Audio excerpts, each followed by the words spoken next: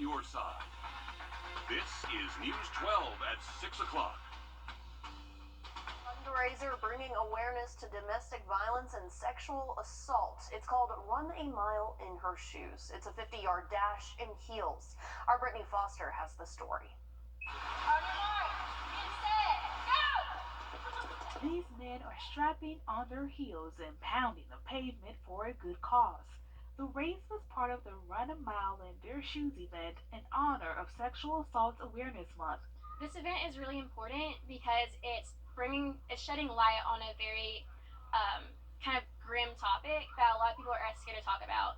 And sexual assault cases are also something that many are afraid to report. Participants created t-shirts with messages encouraging victims to speak out. Well, I think one of the biggest things that everyone should know is that only 1 out of 3 sexual assaults reports to anyone for care. So when they seek services at the agencies, we know that 2 out of 3 that happen don't report.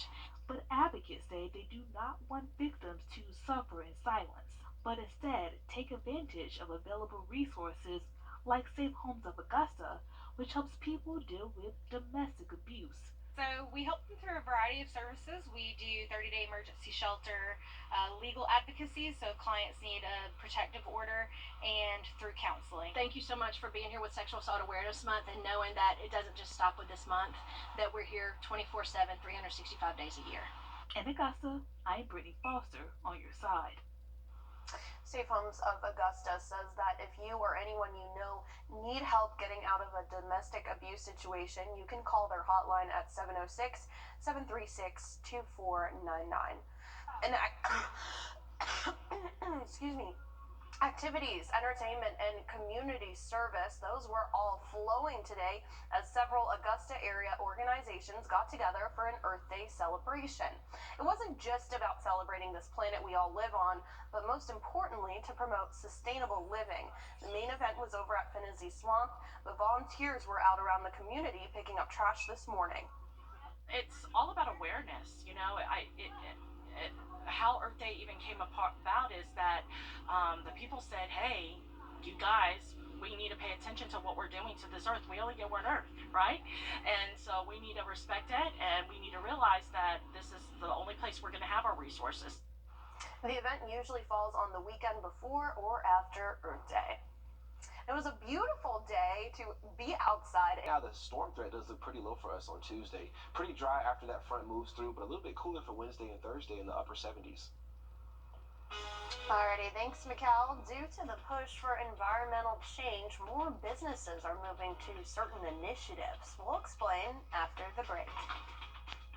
Come on in to Davis Appliance and Furniture, where you can find the best deals in town. It's tax time, so when that refund comes in, it's the perfect time to get the appliances you've always wanted. For the brands you trust at the lowest prices, visit us at Davis Appliance and Furniture. Life isn't a video. Hurry into a local Honda dealer where new vehicles are arriving daily.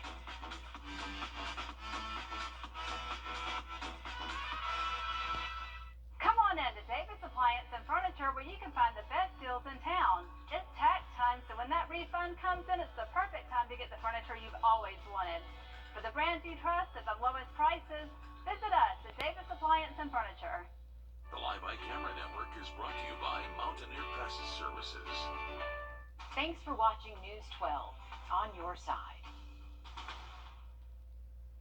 This Earth Day, demand for electricity was surging, and wind and solar power are booming to record levels. But experts say there are still obstacles on the road to clean energy. CBS's Tina Kraus reports from London.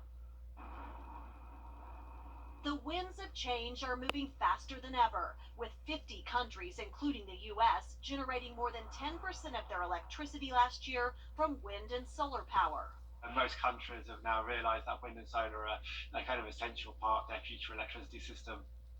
Researchers at the energy think tank Ember say the fastest transformations are happening in the Netherlands, Australia, and Vietnam. All three switched a tenth of their power from fossil fuels to green sources in the last 2 years. In 2021, all sources of clean energy accounted for 38% of the world's power supply, even more than coal. Do you believe we are on the road to a cleaner future? we're moving completely the right direction. We just need to keep that momentum and that growth going. As the world's economies bounced back from the pandemic, demand for energy soared, causing a surge in coal power, mostly in China and India, driving rates to the highest level since 1985. With gas prices skyrocketing, spurred on by the war in Ukraine, analysts warn reliance on coal could escalate as European countries look for alternatives to Russian oil and gas. Experts hope the burst of popularity in wind and solar power will be the turning point toward a greener future. Tina Kraus, CBS News, London. Wind power use in the U.S. hit a huge milestone last month. The Department of Energy says on March 29th, wind turbines produced more electricity than both coal and nuclear energy for the first time in history. Now we're about to take a different type of a live look. This is a live look inside. This is the Georgia Aquarium. You can see the massive schools